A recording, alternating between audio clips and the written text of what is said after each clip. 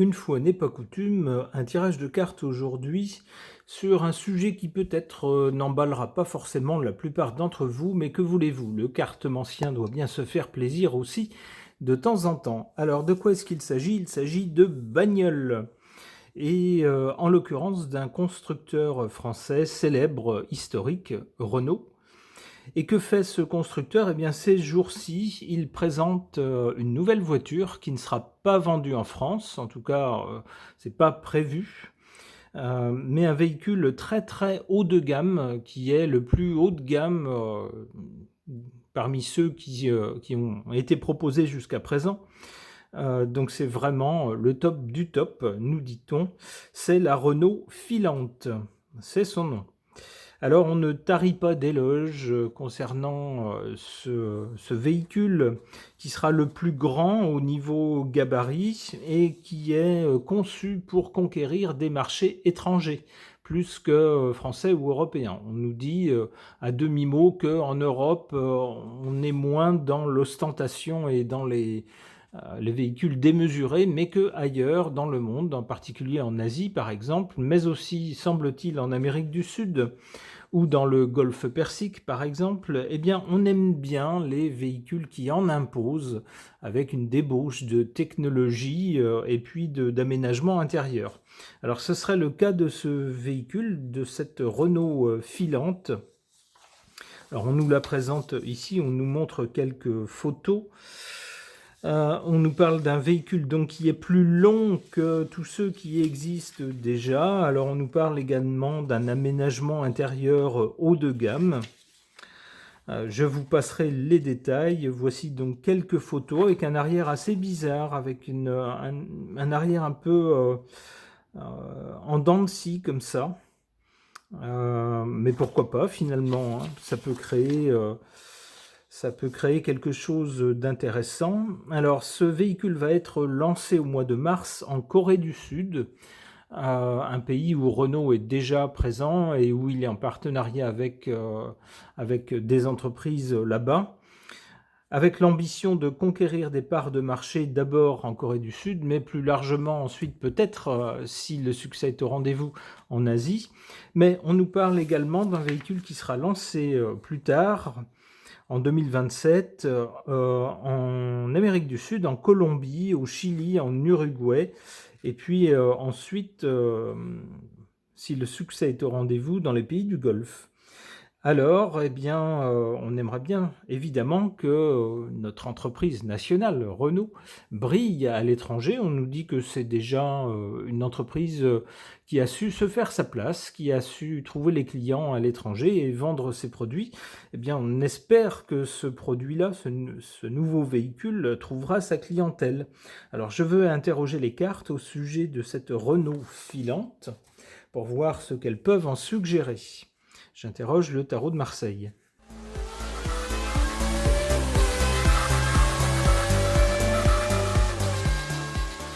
Bon, eh bien, mettons fin à l'insoutenable suspense. La carte du côté de l'arrivée ou du futur, le monde laisse penser que ce véhicule sera un succès. Alors, qu'est-ce que nous disent ces trois cartes ou qu'est-ce qu'elles peuvent suggérer? D'abord, du côté du passé ou de l'origine, peut-être l'origine de ce projet, on a avec la justice, on voit surtout le glaive qui dit qu'il faut se battre pour quelque chose. Et on a dans l'autre main de la justice la balance, c'est-à-dire un équilibre, ou chercher un équilibre. Entre quoi et quoi? Ça pourrait être un équilibre entre le marché français, qui est le cœur de Renault, français, et puis par extension, on pourrait dire Europe de l'Ouest, et puis sinon le reste du monde, au-delà de l'Europe, où tous les constructeurs automobiles européens, par exemple, s'ils veulent se faire une place importante, s'ils veulent un développement fort, s'ils veulent devenir une entreprise qui compte, ils ne peuvent pas se limiter à la seule Europe, c'est trop petit. Il faut vendre et se développer dans d'autres pays, dans d'autres régions du monde. Alors avec cette balance, c'est ce que je verrais. Essayer pour Renault de dire, on vend bien en France, voire en Europe de l'Ouest, mais c'est pas suffisant si on veut vraiment se développer, devenir une entreprise mondiale Alors ça l'est déjà, mais si on veut devenir plus grand encore, il faut travailler nos produits à l'étranger. Donc ici, on met les 2 choses dans la balance. On essaye de balancer, les succès, en Europe de l'Ouest et puis, le travail qui reste à faire à l'étranger pour pouvoir s'y développer. Et avec le glaive, on voit qu'il faut se battre. Les choses ne tombent pas toutes seules. Il ne suffit pas d'avoir des idées ou de rêver, il faut vraiment mettre les mains dedans, comme on dit, c'est-à-dire, travailler, aller chercher les clients, aller présenter les produits, faire des études de marché, trouver ce qui pourrait tenir la dragée haute à la concurrence, ce qui pourrait séduire telle ou telle clientèle qui n'a pas toujours les mêmes goûts selon les régions du monde, c'est pas non plus les mêmes réglementations partout dans le monde. Eh bien voilà, il faut faire le travail. On voit avec la carte suivante du battleur. Alors le battleur, c'est quelqu'un de jeune qui se lance, qui est prêt à se lancer dans des tas de choses nouvelles, qui a des tas d'idées, qui a beaucoup d'énergie, mais qui n'a pas beaucoup de recul. C'est normal, quand on lance quelque chose de nouveau, on n'a pas d'expérience pour cette nouveauté. C'est ce que nous dit cette carte-là. Mais la carte insiste sur la diversité des idées et puis des initiatives et aussi l'énergie à se lancer dans des choses nouvelles avec enthousiasme. On y croit. On ne lance pas un produit parce qu'il faut lancer un nouveau produit, mais on a vraiment comment dire, on croit vraiment au produit qu'on va lancer. Et puis le résultat, donc je vous le disais tout à l'heure, avec le monde, on a 2 idées dans cette carte. D'abord, on a une idée d'un projet qui est mené à son terme avec succès, qui réussit, quelque chose qui a réussi, qui arrive à l'objectif qui était fixé. Un succès donc, a priori pour ce véhicule. Et puis l'autre idée, c'est le monde tout court, c'est-à-dire ce qu'il y a au-delà de nos frontières. Alors ça renforce l'idée, et c'est bien dans l'idée de départ, d'aller chercher les clients ailleurs dans le monde. A priori, avec cette carte, ce serait une réussite.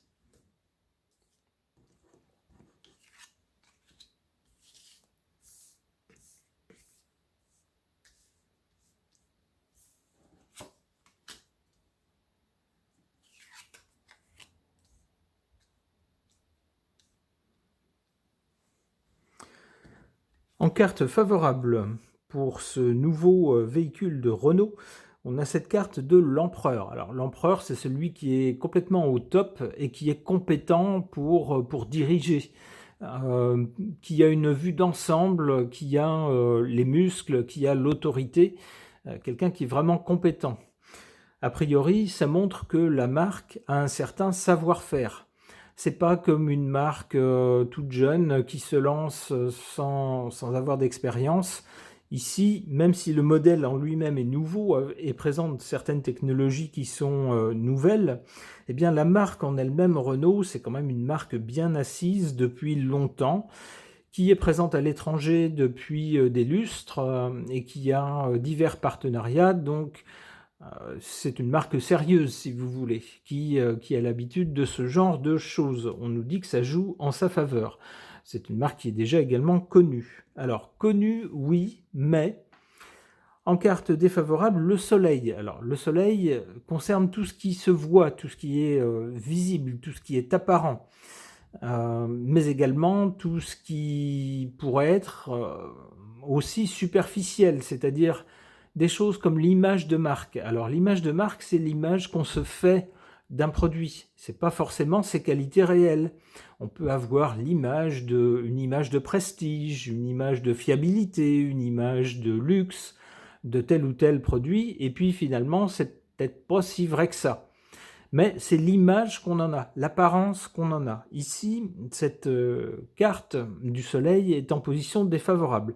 Ça peut nous montrer que pour le produit que Renault veut lancer, qui se veut très très très haut de gamme, très premium, eh ben, il y aurait un déficit d'image. C'est-à-dire que la marque aurait plutôt une image de véhicule grand public, de véhicules bon marché, grand public, et pas trop une image de véhicule très haut de gamme, très luxueux. Donc c'est peut-être là que le bas peut blesser.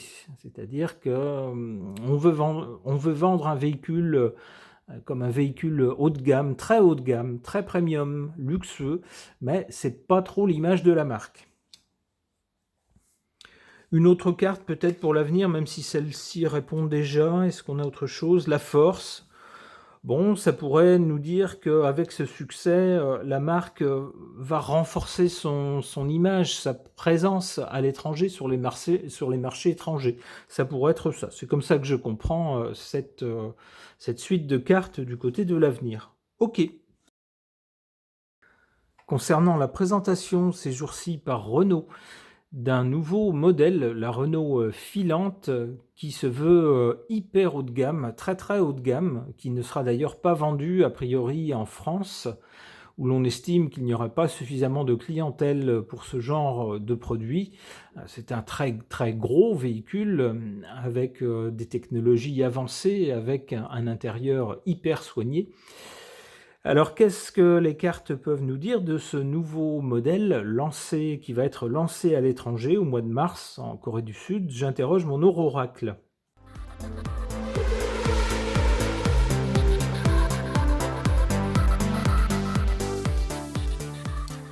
Alors, une suite de cartes très parlantes concernant ce nouveau modèle.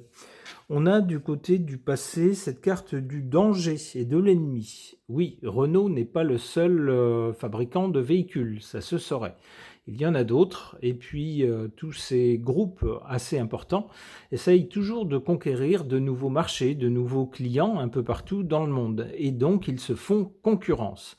Et lorsqu'on est en concurrence avec d'autres entreprises qui fabriquent le même genre de produits que soi, eh bien, il y a toujours un danger. Cette concurrence, c'est toujours un danger. On ne peut pas se reposer sur ses lauriers, on ne peut pas simplement attendre que les clients arrivent tout seuls en se disant oh si vous voulez acheter notre voiture, vous avez qu'à venir et puis la chercher. Non, c'est pas comme ça qu'il faut faire. Face au danger de la concurrence, il faut se remuer. Il faut soi-même essayer d'avoir de nouvelles idées, des idées qui sans doute vont plaire au public, qui seront plus modernes, et puis aller chercher les clients là où ils sont, pas simplement attendre que eux viennent voir un modèle de véhicule en France et puis leur dire oh vous avez qu'à l'exporter. Non. On va sur les marchés étrangers, on fait des études de marché pour savoir ce qui plairait, ce qui conviendrait aux clients, et on fabrique des véhicules spécifiquement destinés à tel ou tel marché pour essayer de damer le pion à la concurrence. Alors c'est ce qu'on nous dit avec cette carte pour le présent du mouvement et du déplacement. C'est ce que je vous disais à l'instant. Alors d'abord on a des véhicules ici qui sont représentés, mais aussi le fait que pour les constructeurs, un constructeur qui a son siège, je ne sais pas, à Paris en France, ou un autre qui aurait son siège à New York, ou un autre qui aurait son siège, je ne sais pas, à Stuttgart, par exemple, en Allemagne, faut pas juste attendre que les clients du reste du monde viennent et puis demandent s'ils peuvent acheter et exporter un véhicule. Non, il faut soi-même se déplacer, aller vers eux, aller vers ces pays, vers ces marchés, leur proposer des véhicules, voir ce qui leur plaît. Si les véhicules européens ne sont pas adaptés, vous comprendre pourquoi et quel type de véhicule leur conviendrait pour pouvoir les vendre. On a donc une stratégie de mouvement, de déplacement vers d'autres pays du monde. La carte qui suit est très parlante. On nous parle de richesse et d'argent. C'est a priori la stratégie qui convient pour aller vers du bénéfice, pour vendre. C'est comme ça qu'il faut faire. Il ne faut pas rester sur ses lauriers et puis pas se dire nous on a un type de voiture, un produit pour la France ou l'Europe, et puis si vous la voulez, vous avez qu'à l'acheter dans le reste du monde. Si ça vous convient pas, tant pis.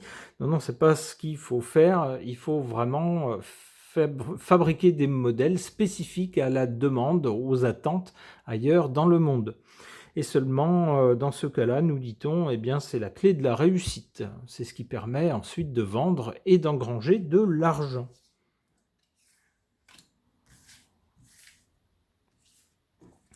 Alors notez que cette carte de la richesse laisse présager que ce modèle sera un succès, fera rentrer de l'argent dans les caisses. On l'espère en tout cas.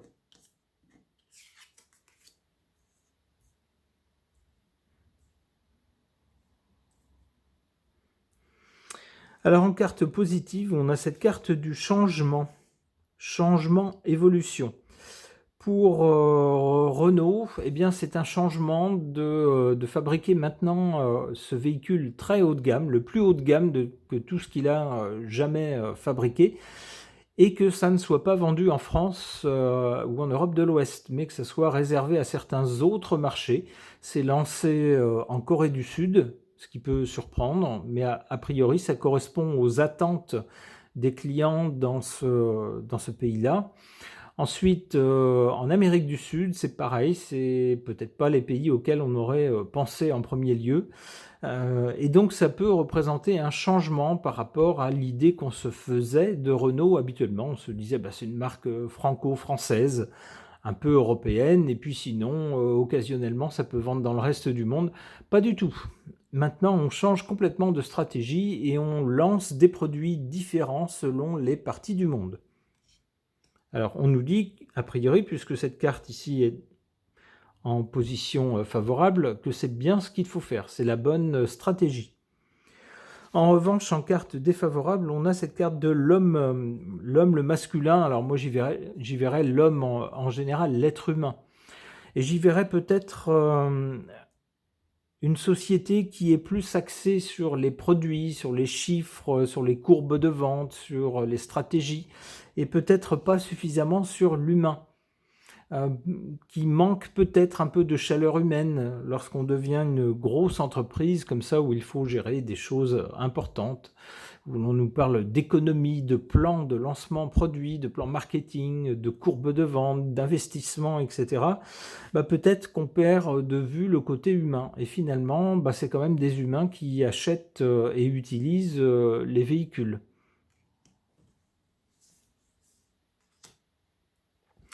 Bon, si on avait un doute avec cette carte argent, pour savoir, on aurait pu l'interpréter aussi dans le fait que ce lancement ou ce nouveau véhicule allait coûter beaucoup d'argent à la marque, ça aurait pu être ça aussi. Eh bien non, la carte qui suit vient nous rassurer, le soleil, c'est vraiment un symbole très très positif, soleil, lumière. A priori, ce nouveau modèle, ce nouveau véhicule va être un franc succès. Ce tirage est maintenant terminé, merci de l'avoir suivi.